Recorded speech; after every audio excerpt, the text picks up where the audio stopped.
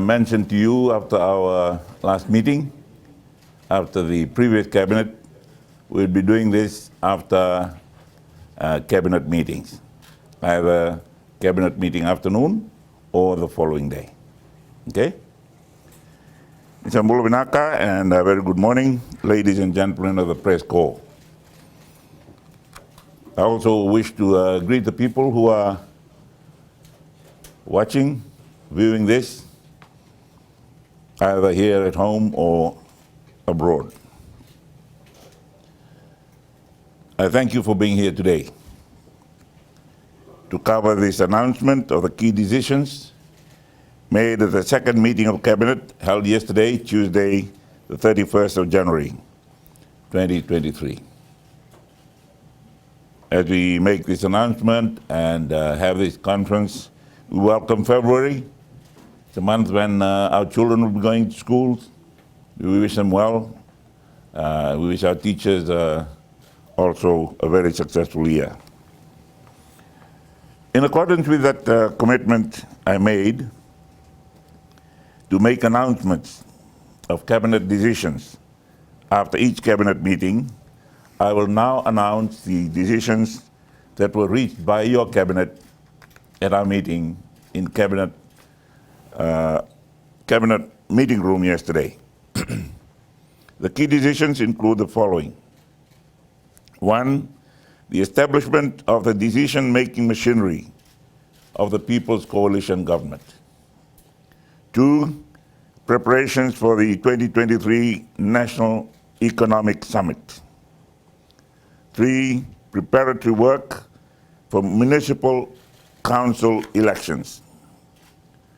4, the review of the National Trade Measurement Act of 1989. And 5, cooperation arrangements with New Zealand, Kiribati, and the MSG. I will now elaborate on those decisions.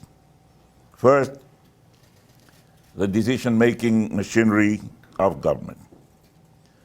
I presented this as Minister responsible for the civil service and most of the other functions of government. Cabinet reviewed the decision-making machinery of government, while the objective is to improve coordination and facilitate effective implementation of government's development agenda within the framework of the People's Coalition Government. The decision-making machinery is to be adopted by the People's Coalition Government and will put into place checks and balances to ensure inclusiveness, coordination, consistency, transparency, and accountability in our decision-making. 2 cabinet subcommittees, the Economic Strategy Committee and the Cabinet Subcommittee on Budget, will be established.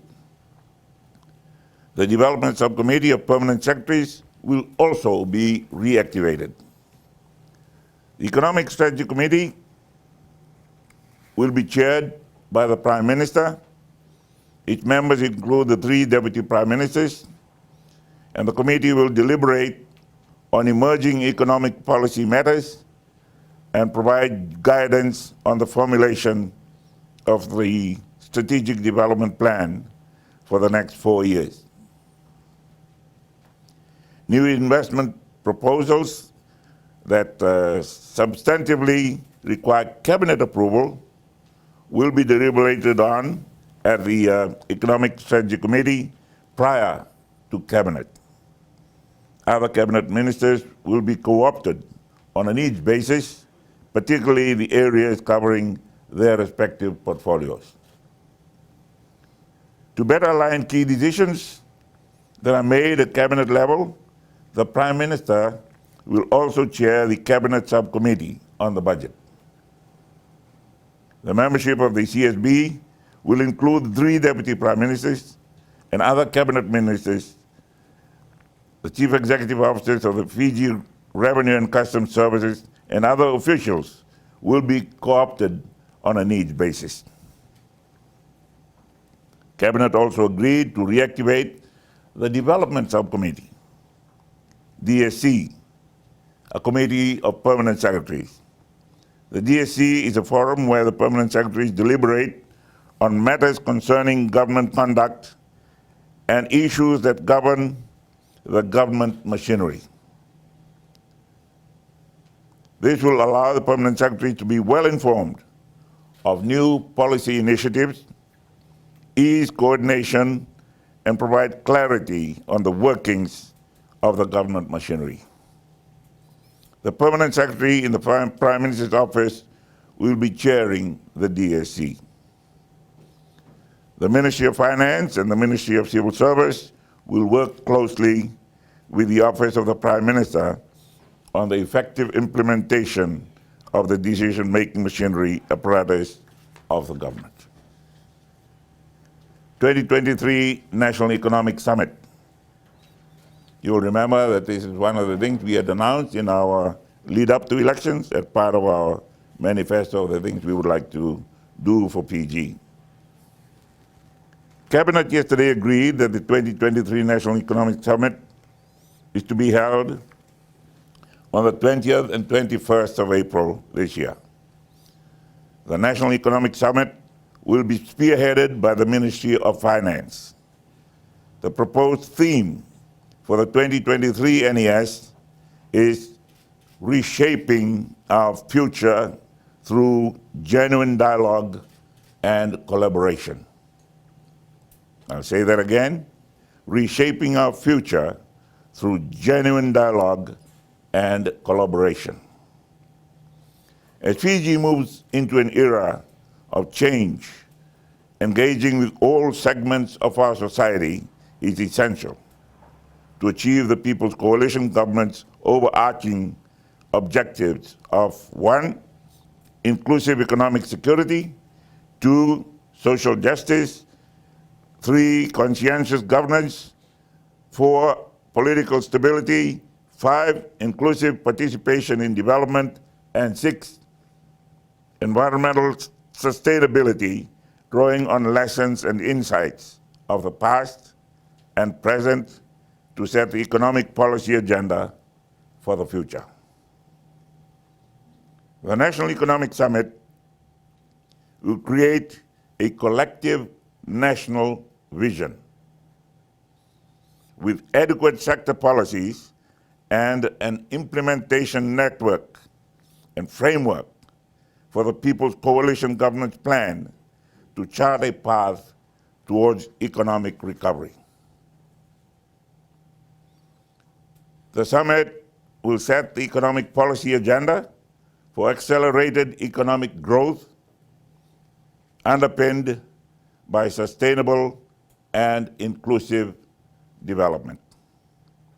It will deliberate on an actionable framework for transformative and effective economic governance, build consensus on the imperatives for transforming Fiji's immense human capital into a nationally productive and innovative capacity that creates a secure, collective future of prosperity for all in our country.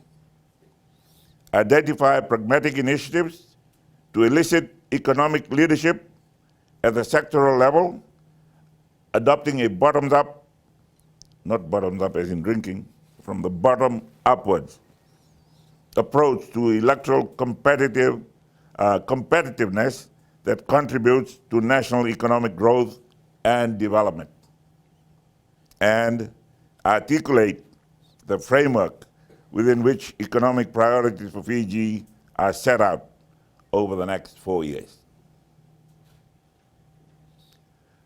Representatives from various sectors of the economy will be invited to attend the summit in the spirit of adopting a consultative and collaborative approach towards addressing sustainable development issues at national, regional, and global levels. Municipal council elections. I know a lot of people are interested in this.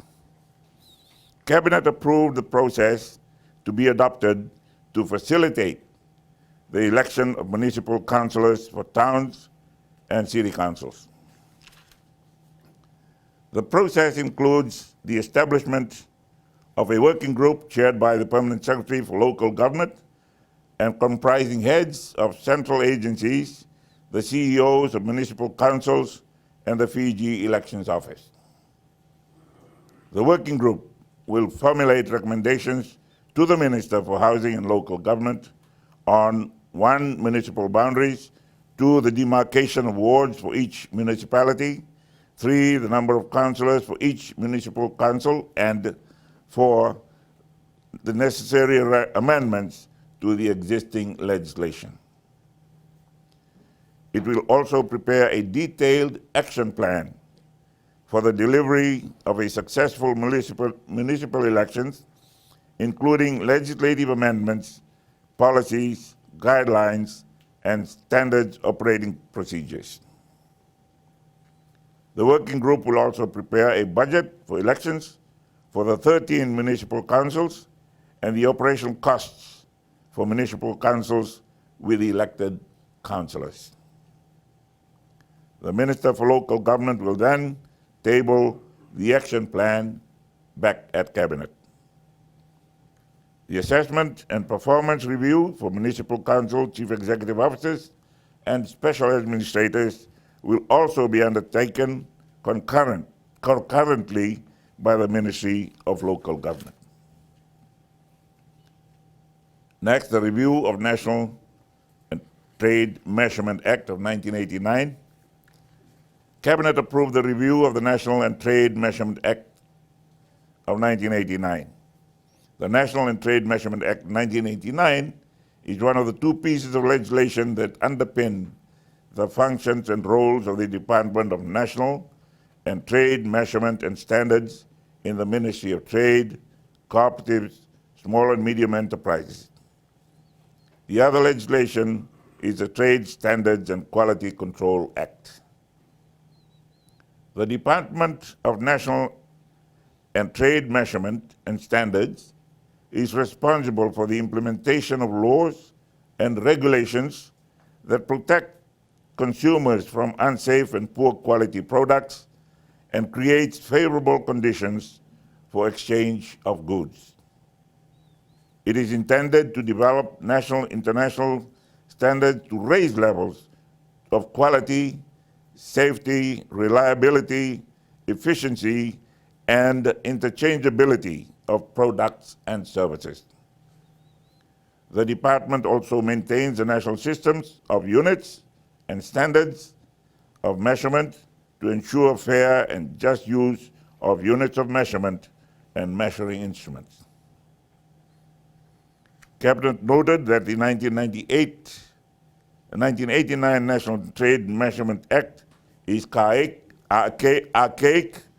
outdated, and prescriptive, and agreed that it be reviewed and updated to make it relevant and easy to use. The Department of National and Trade Measurement and Standards will be working closely with the Solicitor General's Office on the review process and drafting of the amendment bill, and the bill will undergo consultations and will be brought back to Cabinet before it is tabled in Parliament. Next is the agreement between the Government of the Republic of Fiji and the Government of New Zealand on defense cooperation and the status of visiting forces. Cabinet approved an agreement with the Government of New Zealand on cooperation in the field of defense and status of visiting forces. Fiji and New Zealand share a history of strong ties encompassing heritage, culture, sports, business, and education. It reflects a common Pacific identity and strong people-to-people links. The agreement approved by Cabinet affirms the strong bilateral defense relationship between the 2 countries. The agreement establishes a framework which reaffirms the mutual benefits of interoperability between the RFMF and the New Zealand Defence Forces. It also recognizes our shared interest in enhancing security cooperation to meet common challenges and maintain a secure, sovereign, and resilient nation and region. The agreement will allow the defense personnel of our two countries to undertake exchanges also in deployments and exercises in each other's jurisdiction. Fiji will benefit, as we have in the past, immensely from these military exchanges in terms of exposure of Fijian troops to New Zealand's military training methods and standards, interoperability and understanding of New Zealand military doctrine, obtaining funding support, facilitating the engagement of experts and acquiring skills and exposure to new military equipment and hardware that are not otherwise available. Next is the Memorandum of Understanding on Sports Cooperation between the members of the Melanesian Spearhead Group, MSG. Cabinet approved a Memorandum of Understanding on sports cooperation between the members of the Melanesian Spearhead Group. The MOU will be signed by all MSG members. The aim of the MOU is to strengthen the existing cooperation within the MSG in the sports sector and provide a framework for sports policy development, technical and financial support amongst the members. The MOU will encourage the development of sports exchange programs for capacity building and human resource development and support the financial commitments of hosting sanctioned MSG tournaments. Additionally, the MOU will provide a framework for collaboration within which detailed proposals for programs of cooperation between the MSG members. Next is the strengthening of bilateral relations with Kiribati in the fishing sector. Cabinet agreed that potential areas of supportive collaboration be explored between the Kiribati Fisheries Ministry and Fiji Fisheries Ministry. As a chain of 33 low-lying atoll islands, Kiribati is highly vulnerable to natural disasters and the impact of climate change and other natural man-made factors, or man-caused factors. Kiribati is also resource-rich, especially in fisheries. Fiji will pursue possible collaboration with the Kiribati Ministry of Fisheries and Marine Resources in these areas. The promotion of fishing ventures between the two countries, post-harvest fish processing, development and marketing, including training, joint research and development, joint fisheries conservation and management, and fisheries infrastructure development, just to name a few.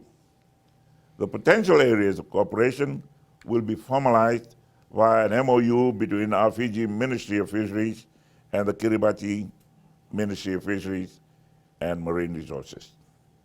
Once the two agencies confirmed the terms of the MOU, it will then be tabled in Cabinet for a decision.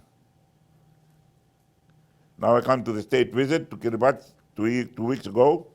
I'm pleased to announce that the government of Kiribati has written to me as chairman of the Pacific Island Forum, expressing their willingness to rejoin the Forum family. We will facilitate the process in consultation with all Forum leaders. In addition, we agreed to strengthen our bilateral relations and agreed to revisit the following outstanding bilateral issues. 1, the Air Services Agreement.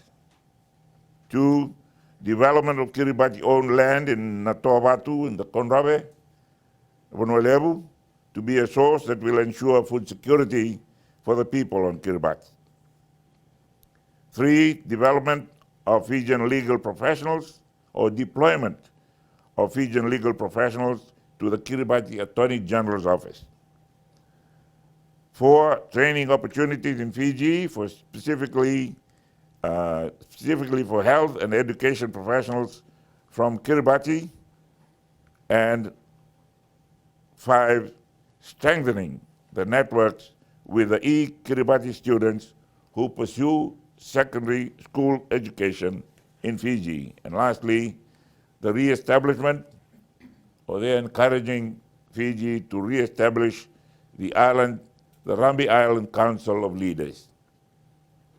You know that the chair of that Council of Leaders is also a nominated member of the Kiribati Parliament. The team of officials for both governments are working together in developing the necessary acceptable arrangements in addressing the issues of common interest. I'd also like to acknowledge with sincere appreciation Australian government support and assistance in the transportation of the team of government officials from Fiji to visit Kiribati through making available for us one of their Royal Air Force VIP flight aircraft. Thank you, ladies and gentlemen. That is a summary of the cabinet decisions made at our second meeting yesterday, the 31st of January, 2023. You may be receiving copies of this statement, which you can have for your medium. Thank you very much, Honourable Prime Minister. Ladies and gentlemen, members of the meeting, that brings us to the end of our formalities with respect to decisions undertaken by Cabinet yesterday. We will now begin with our Q&A, as had been requested earlier. We will limit the questions to 1 committee organization, but you're more than welcome to have follow-up questions. We will begin now. Raise your hand, please. Please state your name and the organization that you represent.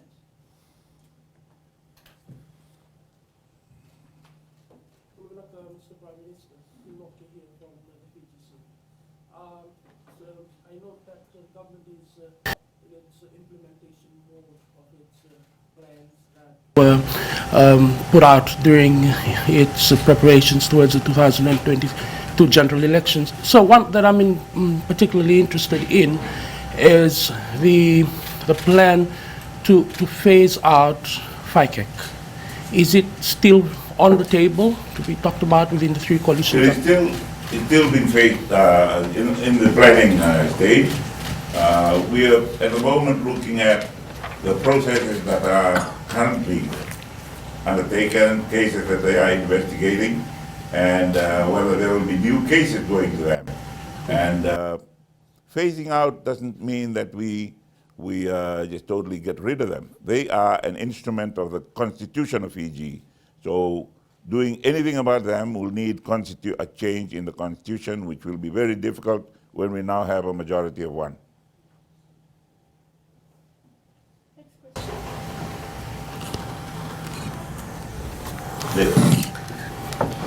Have you got that? Good evening, Honourable Prime Minister. My name is Sarah from Islands Business Magazine. My question is in regards to the last meeting that we had, the last cabinet meeting. You mentioned in terms of redeployment, it will allow the government to immediately release an initial amount of 10 million to USP. My question is around that. What is the latest on the negotiations for a payment plan with USP, and were there any other important issues discussed with them? Nothing came up yesterday, but it is subject to a previous cabinet decision, and it will be carried out in accordance with the Financial Management Act, as well as the other existing legislations.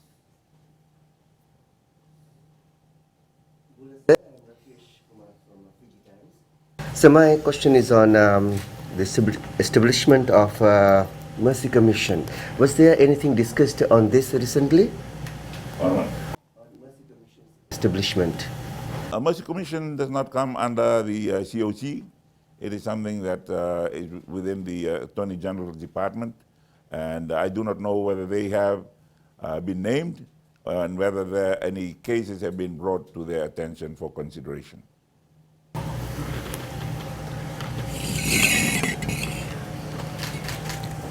So, Stella from just you had spoken on the values that this government stands on.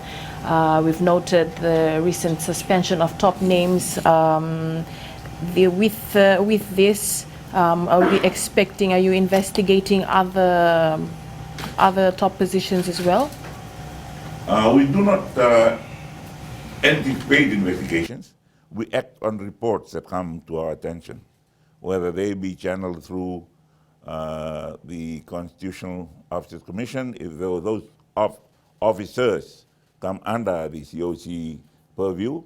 Otherwise, they would go through their normal channels, and we must observe the separation of powers, policies, and doctrine.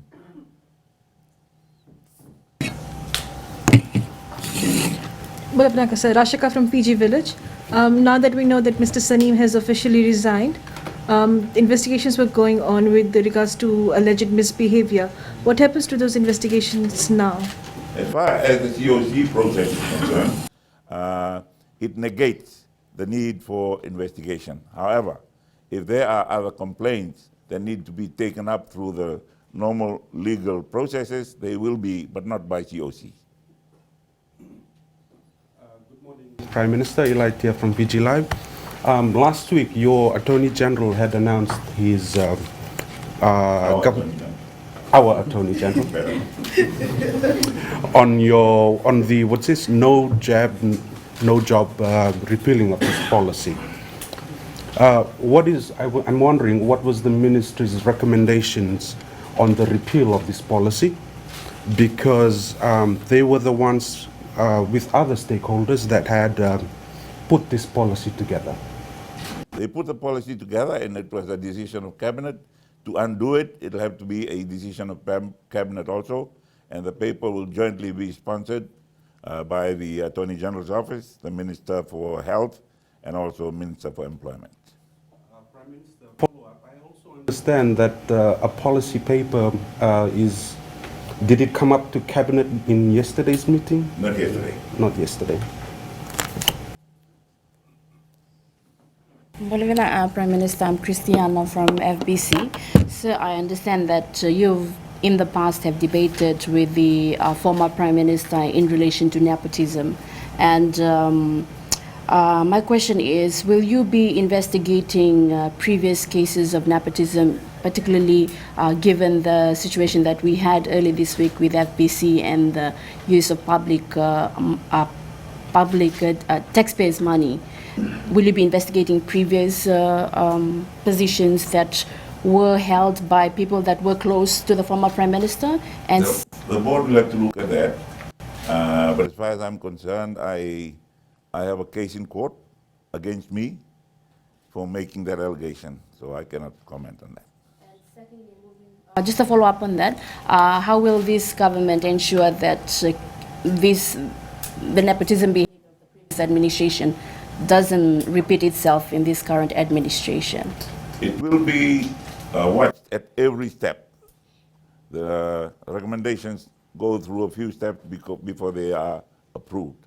And in each of those, we will have to make sure that we are covered, that we are not going to be subjected to allegations of nepotism.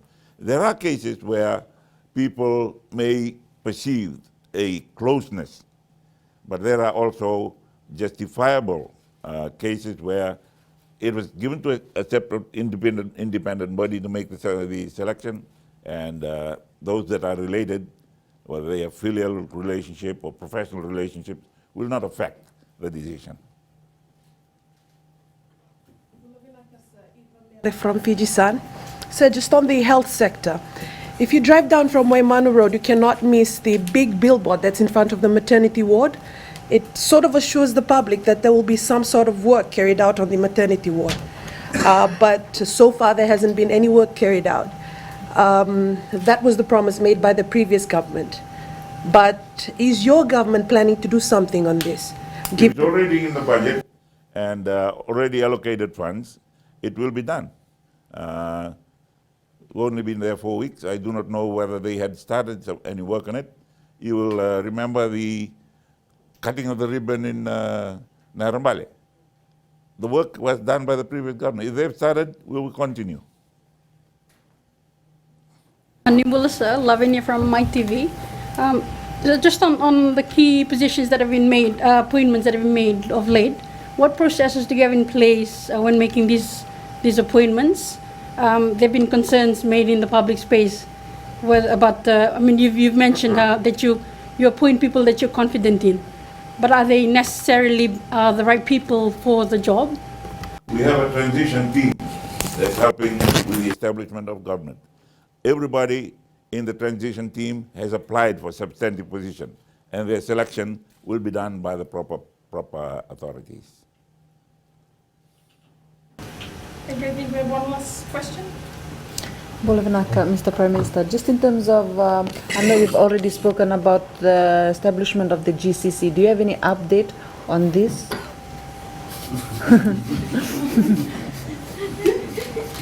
Yes, we're going ahead with that.